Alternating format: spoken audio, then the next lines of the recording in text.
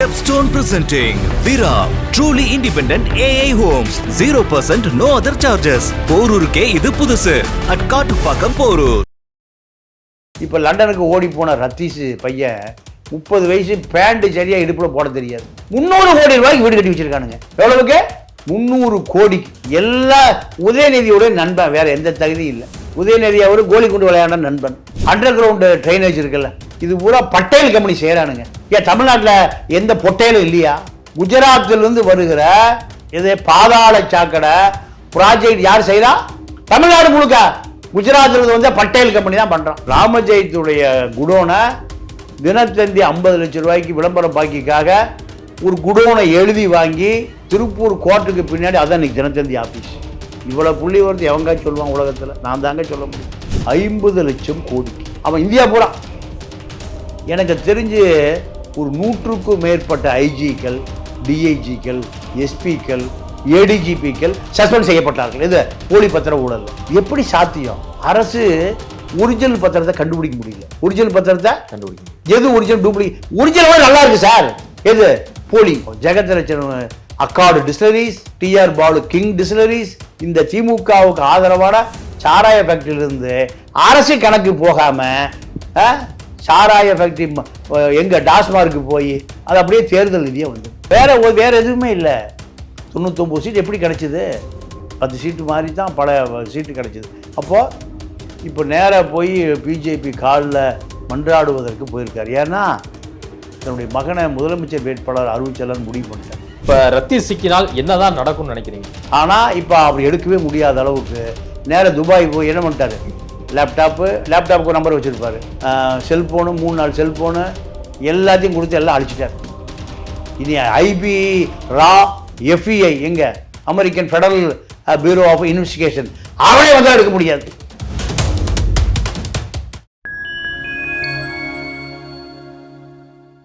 வணக்கம், நான் உங்கள் சிங் துவன். நம்ம சிறப்பு நிகழ்ச்சியில் நம்மோடு இணைந்திருக்கிறார் மதிப்பிற்குரிய மூத்த பத்திரிகையாளர் திரு தமிழா பாண்டியன் அவர்கள். வணக்கம். வணக்கம். சமீபத்தில் டாஸ்மாக் மேலாண்மை இயக்குனர் விசாகன் அவருடைய வீடு மற்றும் அலுவலகங்களில் வந்து 10க்கும் மேற்பட்ட இடங்கள்ல சில டாஸ்மாக் நிறுவனத்துக்கு சப்ளை பண்ற சரக்கு நிறுவனங்களையும் வந்து தொடர்ந்து ரெய்டு அடிச்சாங்க இடி. ஸோ இதில் வந்து பல ஆவணங்கள் சிக்கியிருப்பதாக ஒரு தகவல். விசாகனுடைய வீட்டுக்கு பின்னாடி வந்து பார்த்தீங்கன்னா கிழிந்த நிலையில் வாட்ஸ்அப் சேட்டில் வந்து இருக்கிற ஒரு சேட்டிங்லாம் வந்து கிழிஞ்சு கிடக்கு. அதில் பிரதர்லாம் வந்து குறிப்பிட்டிருக்காங்க. அதில் ரத்தீஷ் அப்படிங்கிற ஒரு பேர்லாம் வந்து இருக்கு. அப்படிங்கிற இதில் அந்த தொடர்பை பயன்படுத்தி இடி போய் அவங்க வீட்டை சர்ச் பண்ண போனாங்க. ஆனால் வீடுலாம் வந்து பூட்டி இருக்கு. ஏன் அந்த இடியோடைய ரெய்டை வந்து எதிர்கொள்ள தயங்குகிறார்? இல்லைங்க, இப்போ விசாகனை பொறுத்த வரைக்கும் அவர் ஒரு குரூப் 1 அதிகாரி. ஐஏஎஸ் அதிகாரிகளை விட ஊழல் செய்வதற்கு அரசியல்வாதிகளுக்கு துணையாக இருப்பது இந்த குரூப் 1 அதிகாரிகள் தான். குரூப் 1 அப்படிங்கிறது வந்து தமிழ்நாடு அரசால் டிஎன்பிசி. ஆமாம் ஆமாம். அப்போ இந்த விசாக பரமக்குடி சொந்த ஊர், மதுரையில் படிக்கிறாரு. மதுரையில் ஆர்விஎஸ் கல்லூரியில் படித்து இப்போ கல்லூரி நியூ காலேஜில் ப்ரொஃபஸராக இருக்கார். அப்போ அந்த காலத்து திருமணம் பண்ணுறாரு. ஒரு மனைவி டைவர்ஸ் ஆகுது. 2வது திருமணம் பண்ணுறாரு. அதன் பிறகு தான் இந்த குரூப் 1ல் பாஸ் ஆகி அதிகாரியாக வர்றாரு. ஓகே. திண்டுக்கல்லில் கலெக்டராக இருக்கும்போது இவர் மேல் நிறைய புகார், நிறைய அரசு நிலங்களை தன்னுடைய பினாமிகளுக்கு பட்டா போட்டாருலாம் புகார் இருக்குது இவர் மேலே. ஓகே. இந்த அதிகாரி தான் நமக்கு லாய்க்குன்னு திமுக அரசு டாஸ்மார்க்கில் உட்கார வைக்குது. டாஸ்மார்க்கில் என்னன்னு கேட்டிங்கன்னா 50,000 கோடி ரூபாய் வியாபாரம். டாஸ்மார்க்கில் 50,000 சாராய ஆலைகள். இந்த சாராய ஆலைகள் பூராமே பெரும்பான்மையாக திமுகவுக்கு ஆதரவான ஆலைகளிலும் இருந்தால் பர்ச்சேஸ் பண்ணுறோம். உளியன் ஓசை தயாரிப்பாளர் கருணாநிதி ஆசைப்பட்டாருன்னு உளியன் ஓசை படம் எடுத்தார். அவர் தான் டிஎம் ஜெயமுருகன். இன்னைக்கு பெரும்பான்மையான சாராய விஸ்கி, ரம், பீரு, பிராந்தி எல்லாம் அதிகமா தயாராகுது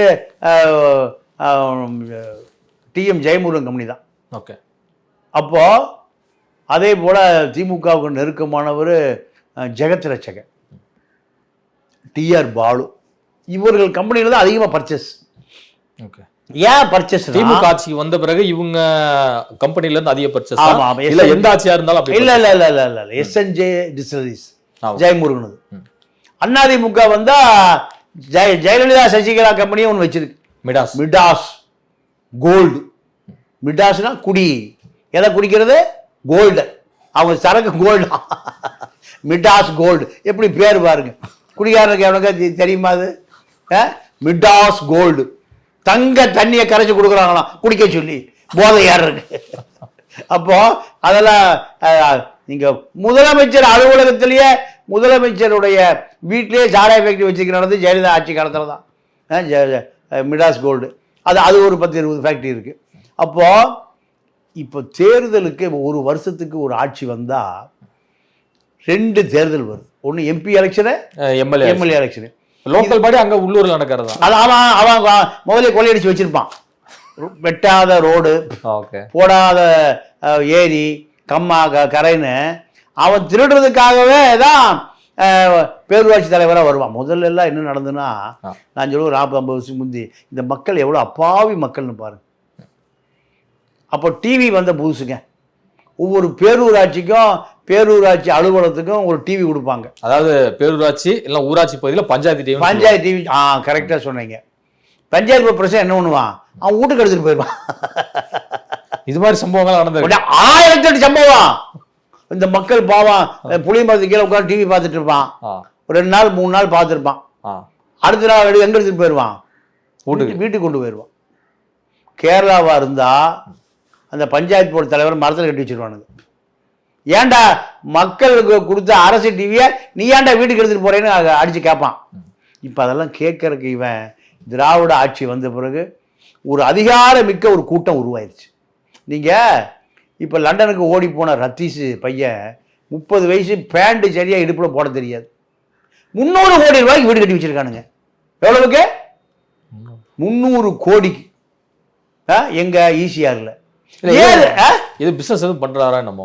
அதான் கள்ளக்கடத்தல் பிசினஸ், தங்கம் கடத்தல் பிசினஸ், வைரம் கடத்துறது, அப்புறம் பில்லாடனோட பிசினஸ் எல்லாம் உதயநிதியோட நண்பன். வேற எந்த தகுதியும் இல்லை. உதயநிதி அவரு கோலி கொண்டு விளையாட நண்பன். உதயநிதி விட்டு வேலைச்சேரியில் குடியிருந்தார்ல, அப்போ எகுத்த வீடு. அவங்க அப்பா ஐபியில் ஒரு அதிகாரி. இதுதான் இப்போ ஐபியில் ஒரு அதிகாரி. இந்த நட்பு தான், எகுத்த வீட்டு நட்பு தான். எவ்வளவு இன்னைக்கு 3000 கோடி 4000 கோடி சம்பாதிச்சிருக்காங்க. சிஎம் உடைய போர்ட்டிகோல அவருடைய பிஎம்டபிள்யூ கார் நிற்குமா, எல்லாம் அதிகாரி பார்ப்பாங்கல்ல. அப்போ அத்தனை அமைச்சர்களும் லைசன்ஸ் ஒர்க்.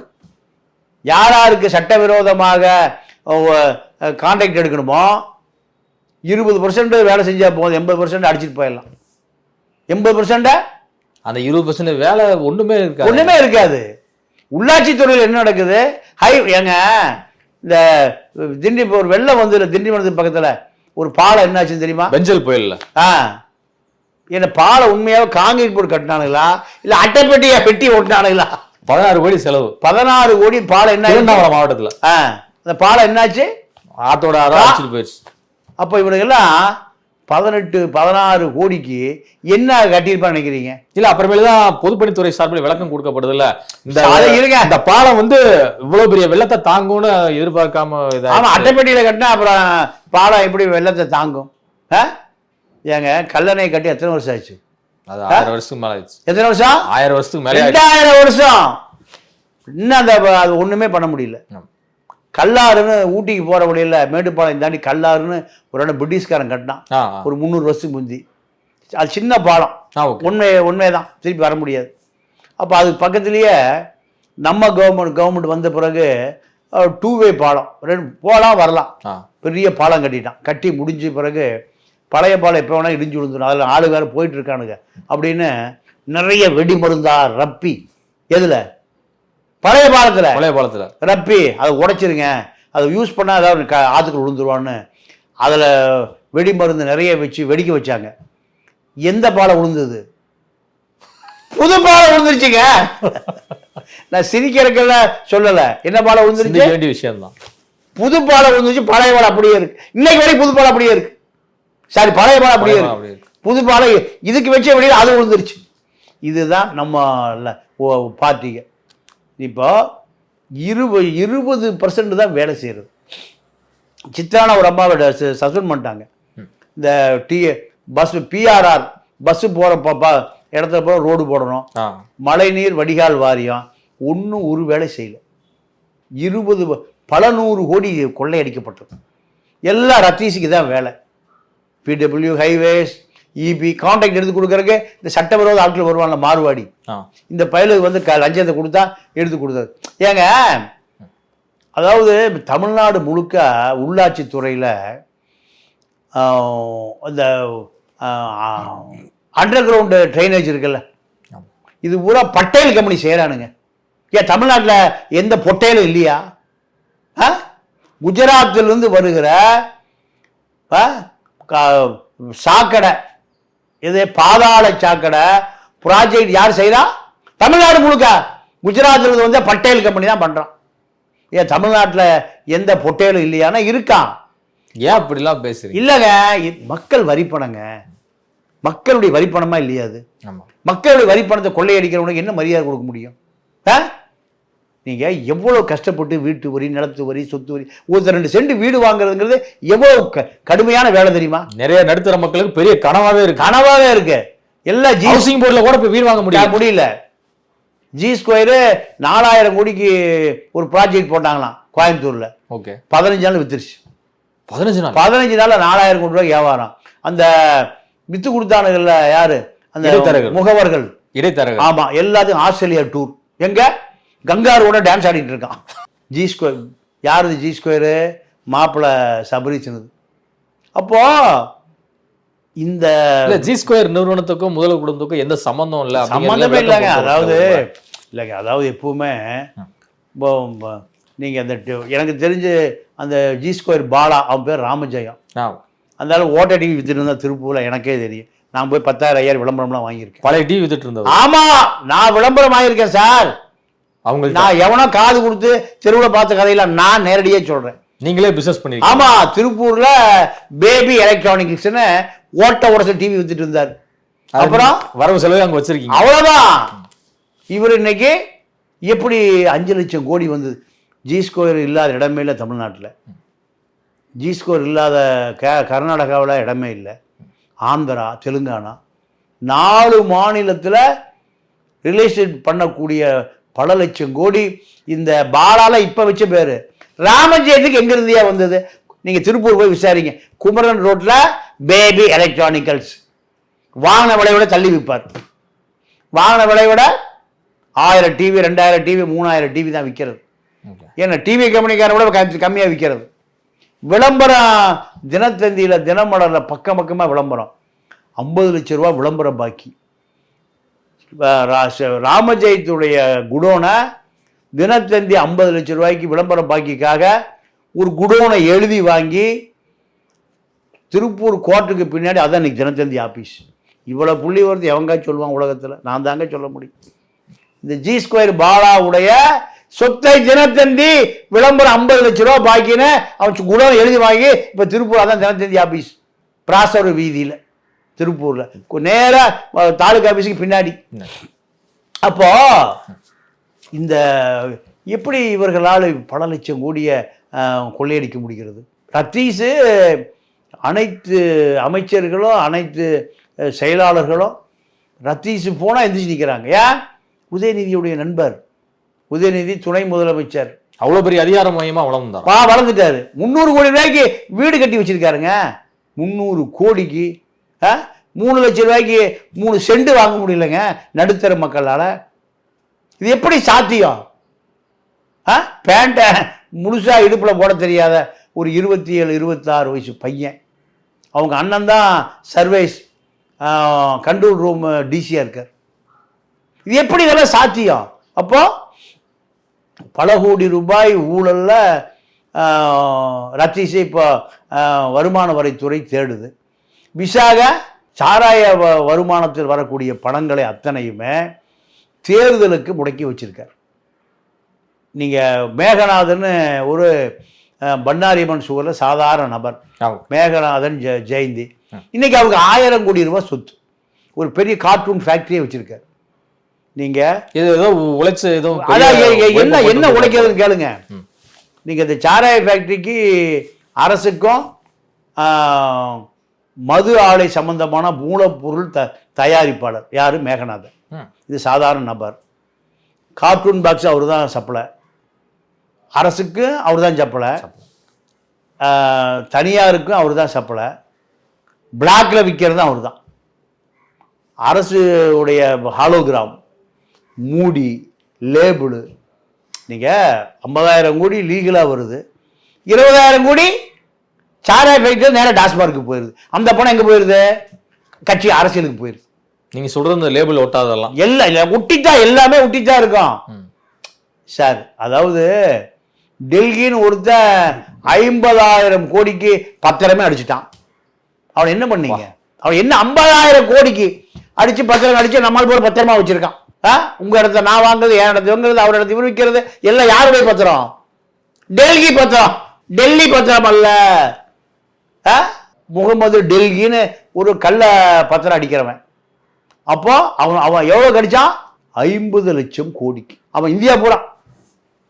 எனக்கு தெரிஞ்சு ஒரு 100க்கும் மேற்பட்ட ஐஜிக்கள், டிஐஜிக்கள், எஸ்பிக்கள், ஏடிஜிபிக்கள் சஸ்பெண்ட் செய்யப்பட்டார்கள். இது போலி பத்திர ஊழல்ல. எப்படி சாத்தியம்? அரசு ஒரிஜினல் பத்திரத்தை கண்டுபிடிக்க முடியல. ஒரிஜினல் பத்திரத்தை கண்டுபிடிக்க முடியல. எது ஒரிஜினல், டூப்ளிகேட்? ஒரிஜினல் நல்லா இருக்கு சார், எது போலி? அப்போ அரசு என்ன பண்ணிருச்சு? அதை ஒன்றும் பண்ண வேண்டாம், விட்டுருங்கன்றுச்சு. இப்போ நம்ம வீட்டில் பூட்டி பத்திரமா வச்சிருக்காங்கல்ல, அது பூரா யார் பத்திரம்? அரசு பத்திரம் இல்லை. யார் பத்திரம்? இந்த களவாணி டெல்லி அடிச்சானல்ல, அவன் இப்போ ஜெயிலுக்கு செஞ்சா போயிட்டான், அவன் அடிச்சு பத்திரம். இப்போ அதே தான் மேகநாதன் அரசுக்கும் அடிச்சு கொடுக்குறாரு, பிளாக்ல விற்கிறவனுக்கும் அடிச்சு. பிளாக்லாம் யாரு? அந்த சாராய ஃபேக்டரியை டிஎம் ஜெயமுருகன், எஸ்என்ஜே டிஸ்டிலரிஸ், நம்ம Jagathratchagan Accord Distilleries, TR Baalu King Distilleries, Kals Distilleries, இந்த திமுகவுக்கு ஆதரவான சாராய ஃபேக்டரியிலிருந்து அரசு கணக்கு போகாம சாராய ஃபேக்டரி எங்க டாஸ்மார்க்கு போய் அது அப்படியே தேர்தல் நிதியாக வந்துருக்கு. இப்போ இந்த சட்டமன்ற தேர்தலுக்கு விஷன் 200 என்ன தெரியுமா? ஒரு தொகுதிக்கு 2 லட்சம் ஓட்டு இருக்கு. 234 தொகுதி 200 தொகுதி இவங்க லொகேட் பண்ணிட்டாங்க. அதனாலதான் 200 சொல்லிட்டு அந்த 200க்கு ஒரு ஓட்டுக்கு 2,000 ரூபாய் கொடுக்கறதா முடிவு பண்ணிட்டாங்க. 2,000? ஆமா. நீங்க சொல்றது என்ன இடைத்தேர்தல் மாதிரி இருக்கே? ஆமா, இடைத்தேர்தல். பொது தேர்தலே இடைத்தேர்தல் தான். செந்தில் பாலாஜி நேரிட்டு கொடுத்துட்டீங்கன்னா இடைத்தேர்தலே பொது தேர்தல் தான்.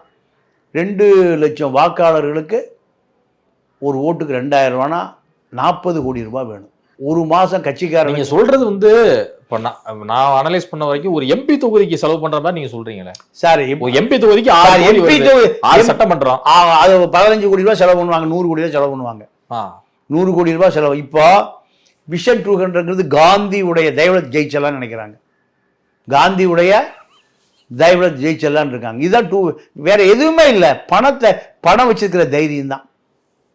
பல ரத்தீஸ்கள் உருவாயிட்டான். அப்போ ஒரு தொகுதிக்கு 40 கோடி ரூபானா 200 தொகுதிக்கு 8,000 கோடி ரூபாய் வேணும். நீங்க சொல்ற பாட்டா காந்தி நோட்டு வாங்கு ஓட்டு. இதுதான் தைரியமா இருக்கு. இப்போ இதுல ரத்தீஷ் எல்லாம் பூந்து விளையாண்டார். விசாகன் இப்போ இந்த ப்ராஜெக்ட் அப்படியே சொல்லிட்டார். யாருக்கிட்ட? ஐடி வருமான வரித்துறையில் சொல்லிட்டார். சொன்ன பிறகு இல்ல ஈடி தானே வந்து சோதனை. இல்ல ஈடி தான், ஐடி ரெண்டும். இதை உண்மையை சொன்ன பிறகு அவன் ஒன்றும் இல்லை, நீயே இப்போ 1,500 கோடி ரூபாய் சொத்து வச்சிருக்க. யாரு? விசாகனை. ஓன் சொத்தை காப்பாற்றிக்க, திமுக சொத்தை எங்கிட்ட கொடுத்துரு. என்னென்ன ஆதாரங்கள், என்னென்ன கோப்பு, டாக்குமெண்ட் எல்லாம் எங்களுக்கு சொல்லிடு. நீ தப்பிச்சுக்குவ. இல்லைன்னா நீ 10 வருஷம் ஜெயிலிருந்து வெளியே வரும்போது உன் சொத்து ஒன்றும் இருக்காது. இப்போ நீங்கள் சொல்கிறத பார்த்தா விசாகன் வந்து அப்ரூவர் ஆகிட்டாரா? அப்ரூவர் ஆக்கப்பட்டார். இதுதான் உண்மை. ஏன்னா ஐஏஎஸ் பூரா யார் கண்ட்ரோலு? டெல்லி கண்ட்ரோல். அப்போது விசாகன் திமுகவை அத்தனையும் போட்டு கொடுத்துட்டார். போட்டு கொடுத்துட்டு சந்தோஷமாக இருக்கார். ஏன்? நான் தப்பிச்சுக்கிட்டேன். திமுக இருந்தா என்ன, போனா என்ன, நான் டெல்லி அதிகாரியே போயிடுவேன். இந்த குரூப் 1 அதிகாரி விசாக பல ஏக்கர் எங்கே திண்டுக்கல்ல மடக்கி வச்சிருக்காரு. திண்டுக்கல் கலெக்டராக இருக்கும்போது ராமசாமி கந்தசாமி சுப்பம் பரமக்குடி ஆளுக்கு பூரா எல்லாம் ஆளுக்கு 50 ஏக்கரா 100 ஏக்கரா இருக்குது. அப்போ இது எல்லாமே இப்படி செய்கிற பொழுது பல ரத்தீஸ்கள் உருவாகத்தான் செய்வான். இப்ப டார்கெட் செய்யப்பட்டிருக்கிறாரா உதயநிதி ஸ்டாலின்? ஸோ இதன் காரணமாக தான் டெல்லிக்கு முதலமைச்சர் போயிருக்கிறார் அப்படிங்கிற ரீதியில பலர் ஒரு விமர்சனத்தை வந்து முன்வைக்கிறாங்க. எடப்பாடி பழனிசாமி அவர்கள் ஒரு விஷயத்தை கேட்டிருக்கிறாரு. நிதி ஆயோக் கூட்டத்தை கூட போகாத தமிழ்நாடு அரசு இப்போ வந்து முதல்வர் என்ன அவசியமா டெல்லிக்கு ஓடுறாரு அப்படிங்கிறாரு.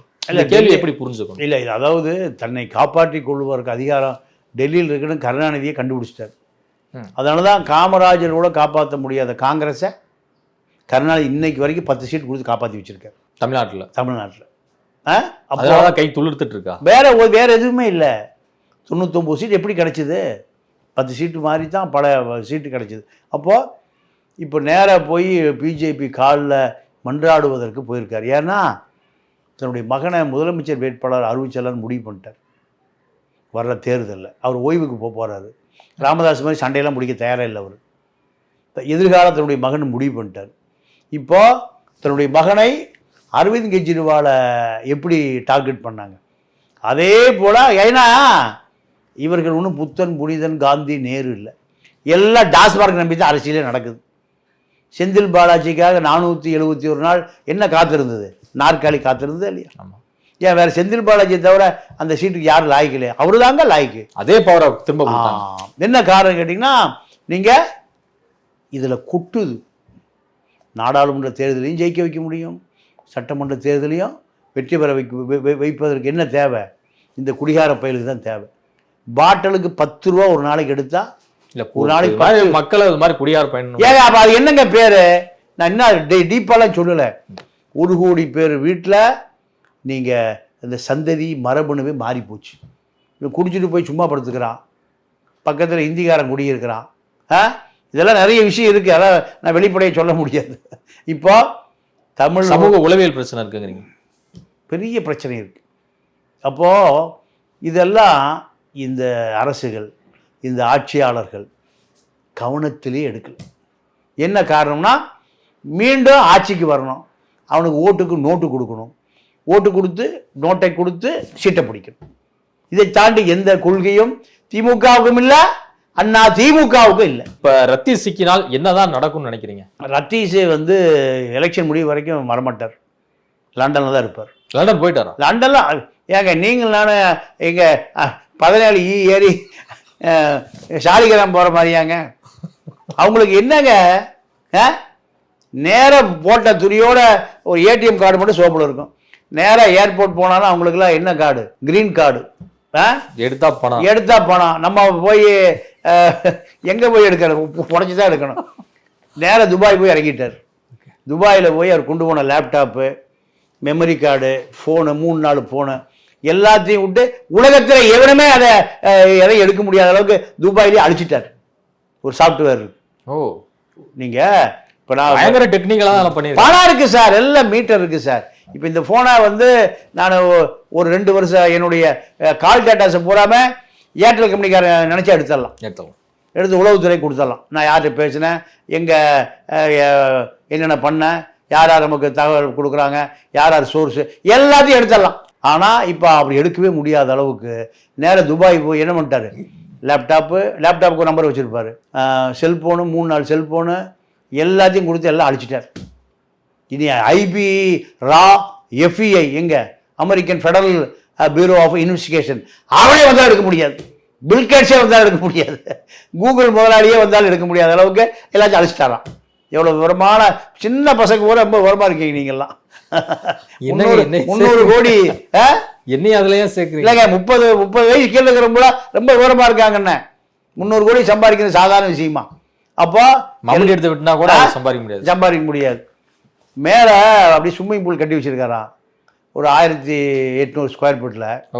செடி கொடி எங்க மாடியில் ஒரே காடு மாதிரி இருக்கான். எங்க மாடி மேலே செடி கொடிக்கு நடுவில் நடந்து போனால் ஸ்விம்மிங் பூல் வருதான். ட்ரேனை விட்டு படக்க வச்சு படம் எடுத்திருக்காரு ஒருத்தர். என்ன வருது? சரி லைஃப் தான் போல. இல்லைங்க, நீங்கள் மொட்டை மாடிக்கு போயிட்டா லிஃப்டில் ஒரே கார்டன் எங்க அமேசான் காட்டில் இருக்கிற மாதிரி ஒரு ஃபீலிங் இருக்கான். அமேசான் காட்டுக்கு நடுவில் நடந்து போனா என்ன வருதான்? ஒரு குட்டை வருதான். என்ன குட்டை? அதான் ஸ்விம்மிங் பூல். எவ்வளோ இயற்கையா 30 வயசு முடியல.